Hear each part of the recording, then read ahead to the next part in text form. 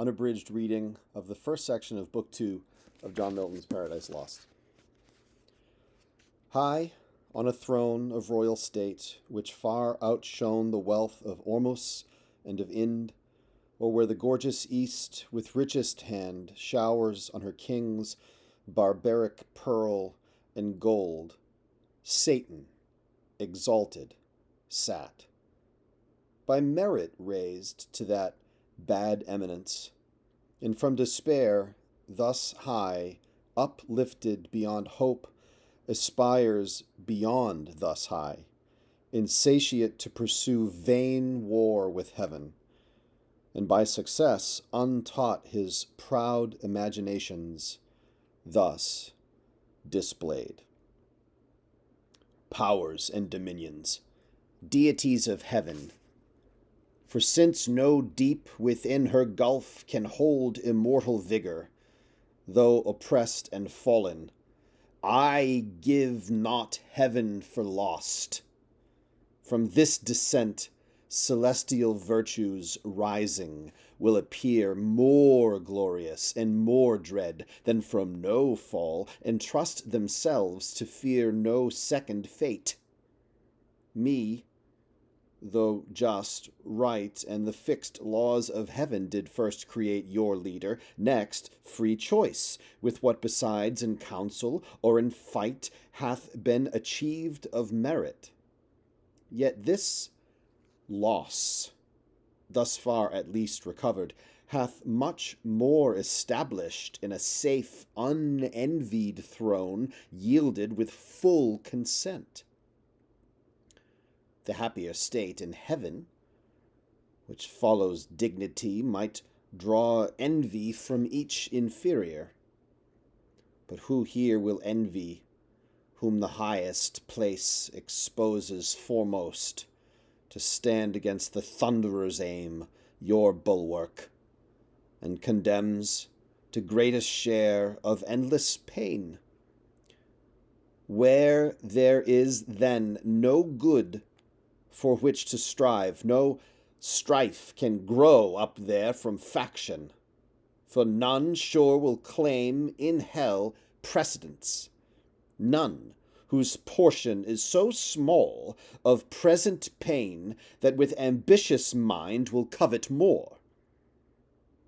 With this advantage, then, to union and firm faith and firm accord more than can be in heaven, we now return to claim our just inheritance of old, surer to prosper than prosperity could have assured us, and by what best way, whether of open war or covert guile, we now debate. Who can advise may speak. He ceased, and next him Moloch, sceptered king, stood up, the strongest and the fiercest spirit that fought in heaven, now fiercer by despair. His trust was with the eternal, to be deemed equal in strength, and rather than be less, cared not to be at all. With that care lost went all his fear. Of God, or hell, or worse, he recked not, and these words thereafter spake. My sentence is for open war. Of wiles more unexpert I boast not. Them let those contrive who need, or when they need, not now. For while they sit contriving, shall the rest, millions that stand in arms and longing wait the signal to ascend, sit lingering here, heaven's fugitives, and for their dwelling place accept this dark, opprobrious den of shame, the prison of his tyranny, who reigns by our delay. No. Let us rather choose, armed with hell flames and fury, all at once o'er heaven's high towers, to force, resistless way, turning our tortures into horrid arms against the torturer, when to meet the noise of his almighty engine he shall hear infernal thunder, and for lightning see black fire, in horror shot, with equal rage, among his angels, and his throne itself mixed with Tartarian sulphur and strange fire, his own invented torments. But perhaps the way seems difficult and steep to scale, with upright wing against a higher foe. Let such bethink them, if the sleepy drench of that forgetful lake benumb them not still, that in our proper motion we ascend up to our native seat. Descent and fall to us is adverse, who but felt of late when the fierce foe hung on our broken rear insulting, and pursued us through the deep. With what compulsion and laborious flight we sunk thus low! The ascent is easy then. The event is feared? Should we again provoke our stronger, some worse way his wrath may find to our destruction? If there be in hell fear to be worse destroyed, what can be worse than to dwell here? Driven out from bliss, condemned in this abhorred deep to utter woe, where pain of unextinguishable fire must exercise us without hope of end. The vassals of his anger, when the scourge inexorably in the torturing hour calls us to penance. More destroyed than thus we should be quite abolished and expire. What fear we then? What doubt we to incense his utmost ire, which to the height enraged will either quite consume us, and reduce to nothing this essential, happier far than miserable, to have eternal being? Or, if our substance be indeed divine, and cannot cease to be, we are, at worst, on this side, nothing. And by proof we feel our power sufficient to disturb his heaven, and with perpetual inroads to alarm, though inaccessible, his fatal throne, which if not victory, is yet revenge. He ended, frowning, and his look denounced desperate revenge and battle dangerous to less than gods. On the other side uprose Belial, in act more graceful and humane, a fairer person lost not heaven. He seemed for dignity composed, and high exploit, but all was false and hollow, though his tongue dropped manna, and could make the worse appear the better reason to perplex and dash maturest counsels. For his thoughts were low, to vice industrious, but to nobler deeds timorous and slothful. Yet he pleased the ear, and with persuasive accent thus began, I should be much for open war, O peers, as not behind in hate, if what was urged main reason to persuade immediate war did not dissuade me most, and seem to cast ominous conjecture on the whole success. When he who most excels in fact of arms, in what he counsels, and in what excels mistrustful, grounds his courage on despair and utter dissolution, as the scope of all his aim, and after some dire revenge? First, what revenge? The towers of heaven are filled with armed watch that render all access impregnable. Oft on the bordering deep encamp their legions, or with obscure wing scout far and wide into the realm of night, scorning surprise. Or could we break our way by force, at all our heels all hell shall rise with blackest insurrection to confound heaven's purest light. Yet our great enemy, all incorruptible, would on his throne sit unpolluted, and the ethereal mold, incapable of stain, would soon expel her mischief and purge off the baser fire victorious. Thus, repulsed, our final hope is flat despair. We must exasperate the almighty victor to spend all his rage, and that must end us. That must be our cure, to be no more. A sad cure, for who would lose, though full of pain, this intellectual being, those thoughts that wander through eternity, to perish rather, swallowed up and lost in the wide womb of uncreated night, devoid of sense and motion? And who knows, let this be good, whether our angry foe can give it or will ever?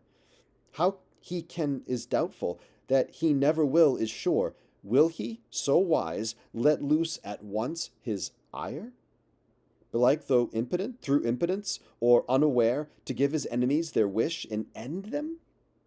In his anger, whom his anger saves to punish endless? Wherefore cease we then, say they who counsel war? We are decreed, reserved, and destined to eternal woe. Whatever doing, what can we suffer more? What can we suffer worse? Is this, then, worst? Thus, sitting thus, consulting thus in arms. What? When we fled, amain pursued and struck with heaven's afflicting thunder, and besought the deep to shelter us? This hell then seemed a refuge from those wounds. Or when we lay chained on the burning lake? That sure was worse. What if the breath that kindled those grim fires awaked should blow them into sevenfold rage and plunge us in the flames? Or from above should intermittent vengeance arm again his red right hand to plague us? What if all her stores were opened, and this firmament of hell should spout her cataracts of fire, impendent horrors threatening hideous fall one day upon our heads, while we, perhaps designing or exhorting glorious war, caught in a fiery tempest, shall be hurled each on his rock, transfixed, the sport and prey of racking whirlwinds, or forever sunk under yon boiling ocean, wrapped in chains, there to converse with everlasting groans, unrespited, unpitied, unreprieved, ages of hopeless end. This would be worse. War, therefore, open or concealed alike, my voice dissuades. For what can force or guile with him? Or who deceive his mind? Whose eye views all things at one view? He, from heaven's height, all these our motions vain sees and derides. Not more almighty to resist our might than wise to frustrate all our plots and wiles. Shall we then live thus vile, the race of heaven thus trampled, thus expelled, to suffer here chains and these torments? Better these than worse, by my advice, since fate inevitable subdues us, and omnipotent decree the victor's will. To suffer as to do, our strength is equal, nor the law unjust that so ordains. This was at first resolved. If we were wise, against so great a foe contending, and so doubtful what might fall, I laugh when those who at the spear are bold and venturous, if that fail them, shrink in fear what yet they know must follow. to endure exile or ignominy, or bonds, or pain, the sentence of their conqueror. This is now our doom, which, if we can sustain and bear our supreme foe, in time may much remit his anger, and perhaps thus far removed not mind us not offending, satisfied with what is punished, whence these raging fires will slacken if his breath stir not their flames. Our purer essence then will overcome their noxious vapor, or inurned not feel, or changed at length, and to the place conformed in temper and in nature will receive familiar the fierce heat. And void of pain, this horror will grow mild, this darkness light. Besides, what hope the never-ending flight of future days may bring, what chance, what change worth waiting, since our present lot appears for happy though but ill, for ill not worst, if we procure not to ourselves more woe. Thus Belial, with words clothed in reason's garb, counselled ignoble ease and peaceful sloth, not peace. And after him thus Mammon spoke. Either to disenthrone the King of Heaven we war, if war be best, or to regain our own right lost. Him to unthrone we then may hope what when everlasting fate shall yield, to fickle chance and chaos judge the strife. With the former vain to hope argues as vain the latter. For what place can be for us within heaven's bound, unless heaven's Lord supreme we overpower? Suppose he should relent and publish grace to all on promise made of new subjection. With what eyes could we stand in his presence humble and receive strict laws imposed, to celebrate his throne with warbled hymns, and to his Godhead sing forced alleluias, while he lordly sits, our envied sovereign, and his altar breathes ambrosial odors and ambrosial flowers, our servile offerings. This must be our task in heaven, this our delight. How wearisome eternity so spent in worship paid to whom we hate. Let us not then pursue by force impossible, by leave obtained unacceptable, though in heaven our state of splendid vassalage, but rather seek our own good from ourselves, and from our own live to ourselves, though in this vast recess free, and to none accountable, preferring hard liberty before the easy yoke of servile pomp. Our greatness will appear then most conspicuous when great things of small, useful of hurtful, prosperous of adverse, we can create, and in what place soever thrive under evil, and work ease out of pain through labor and endurance. This deep world of darkness do we dread? How oft amidst thick clouds and dark doth heaven's all-ruling sire choose to reside, his glory unobscured, and with the majesty of darkness round covers his throne, from whence deep thunders roar, mustering their rage, and heaven resembles hell. As he our darkness, cannot we his light imitate when we please? This desert soil wants not her hidden luster, gems and gold, nor want we skill or art from whence to raise magnificence. And what can heaven show more? Our torments also may in length of time become our elements. These piercing fires as soft as now severe, our temper changed into their temper, which must needs remove the sensible of pain. All things invite to peaceful counsels, in the settled state of order, how in safety best we may compose our present evils, with regard of what we are, and where, dismissing quite all thoughts of war. Ye have what I advise.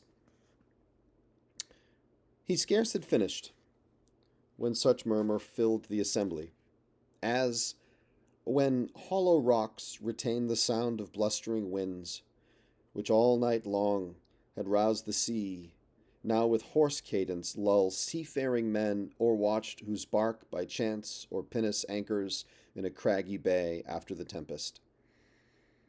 Such applause was heard as Mammon ended, and his sentence pleased, advising peace. For such another field they dreaded worse than hell. So much the fear of thunder and the sword of Michael wrought still within them, and no less desire to found them this nether empire, which might rise by policy and long process of time in emulation opposite to heaven, which, when Beelzebub perceived, than whom Satan none higher sat, with grave aspect he rose, and in his rising seemed a pillar of state. Deep on his front engraven deliberation sat, and public care, and princely counsel in his face yet shone. Majestic, though in ruin, sage he stood, with Atlantean shoulders, fit to bear the weight of mightiest monarchies. His look drew audience and attention still as night on summer's noontide air, while thus he spake.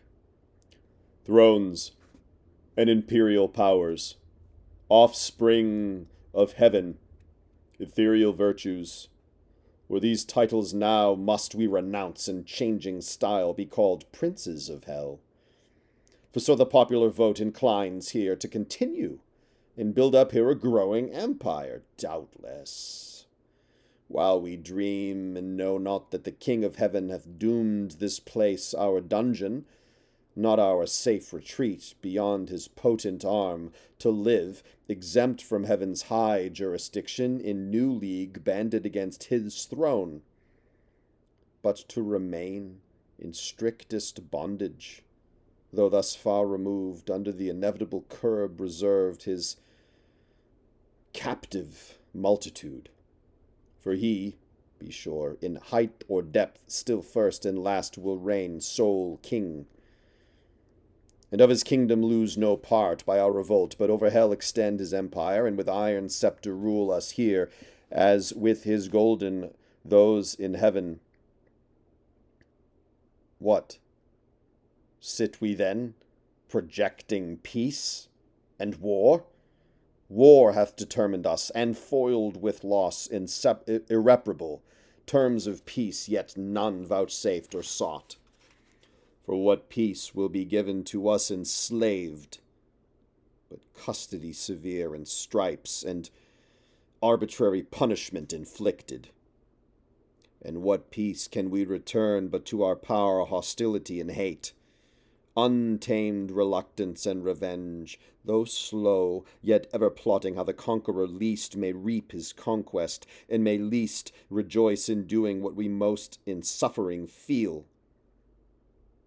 Nor will occasion want, nor shall we need, with dangerous expedition to invade heaven, whose high walls fear no assault, or siege, or ambush from the deep. What if we find some easier enterprise? There is a place, if ancient and prophetic fame in heaven err not, another world, the happy seat of some new race called man, about this time to be created like to us, though less in power and excellence, but favored more of him who rules above. So was his will pronounced among the gods, and by an oath that shook heaven's whole circumference confirmed. Thither let us bend all our thoughts to learn what creatures there inhabit, of what mould or substance, how endued, and what their power, and where their weakness, and how attempted best by force or subtlety. Though heaven be shut, and heaven's high arbiter sit, secure in his own strength, this place may lie exposed, the utmost border of his kingdom left to their defense who hold it. Here perhaps some advantageous act may be achieved by sudden onset, either with hell fire to waste his whole creation, or possess all as our own, and drive, as we were driven, the puny habitants, or if not drive, seduce them to our party, that their God may prove their foe, and with repenting hand abolish his own works.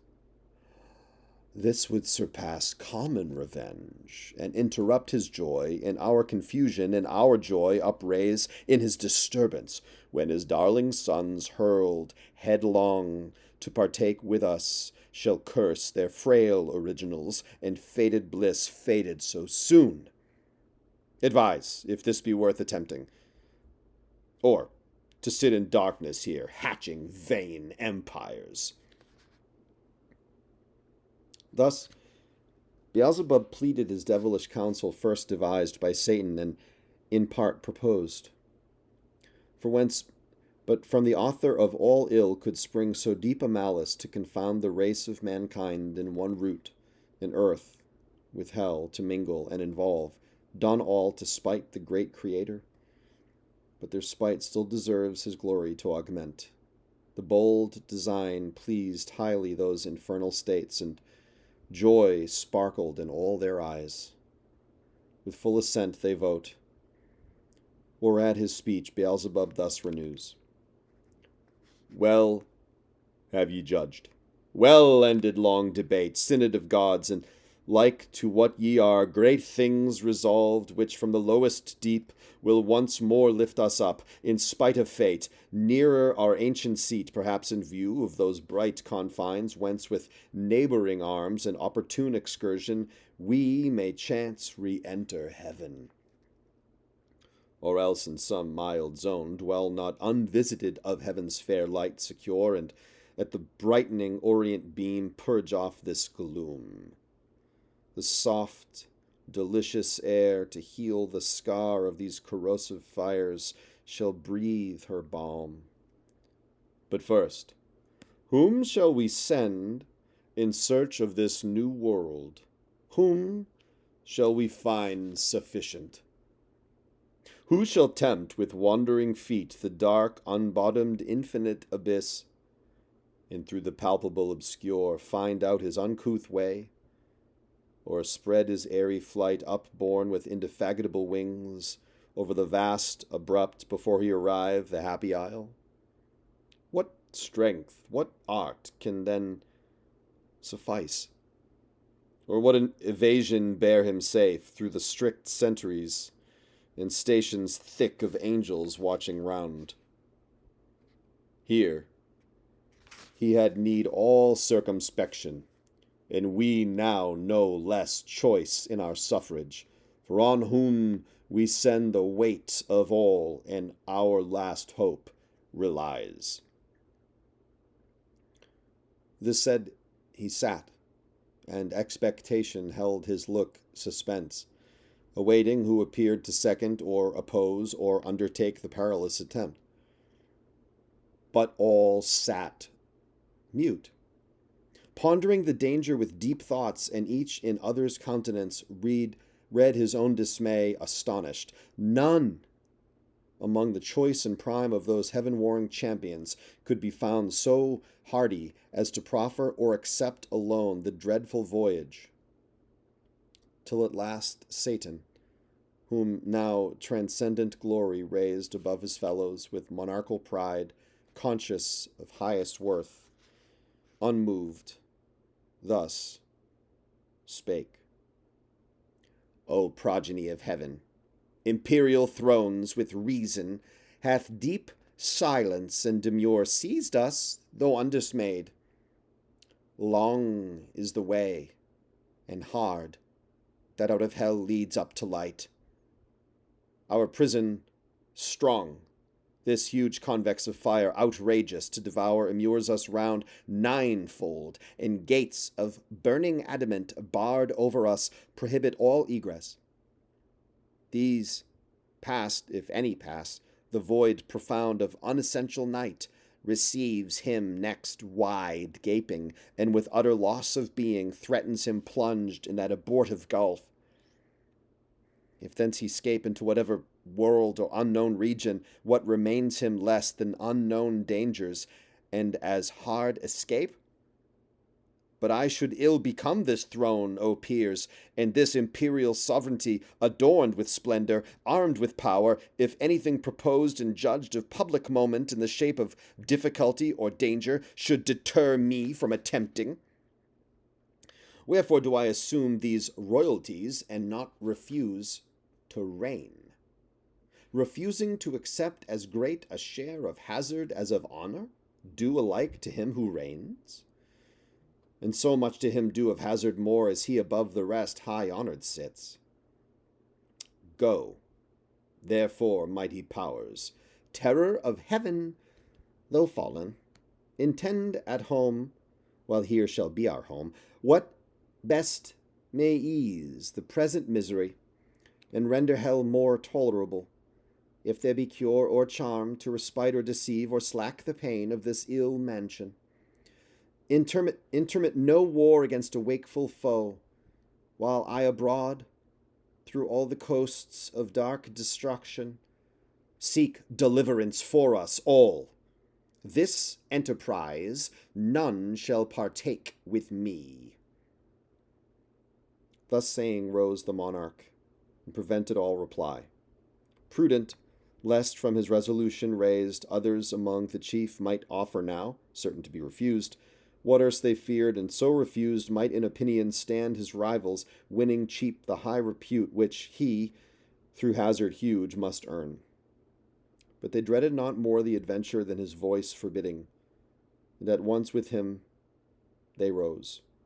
Their rising all at once was as the sound of thunder heard remote. Towards him they bend, with awful reverence prone, and as a god extol him equal to the highest in heaven.